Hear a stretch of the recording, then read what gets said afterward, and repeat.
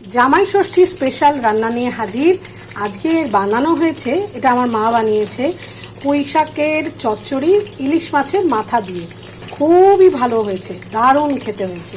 এখানে আমি ভাজছি ইলিশ মাছের লেজ, এটা দিয়ে বানানো হবে বেগুন ঝোল। কারণ লেজটা সাধারণত কেউ খেতে চায় না, তাই কড়া করে ভেজে নিয়ে বানাচ্ছি বেগুন ঝোল। এটা দিয়ে ভর্তাও বানানো যায়, দেখা যাক কী করি শেষ পর্যন্ত। আচ্ছা, এখানে আমি বানাচ্ছি ইলিশ মাছের ভাপে ইলিশ। সানরাইজের সর্ষে মশলা আছে না, সেটাকেই গুঁড়ো করে নিয়েছি, গুঁড়ো করে এইভাবে টিফিন বক্সে সাজিয়েছি, কষিয়ে দেবো কিছুক্ষণ পরে। আর বানাচ্ছি ইলিশ মাছ ভাজা, মাছের তেল ভাজা, এটা আমার খুব প্রিয়।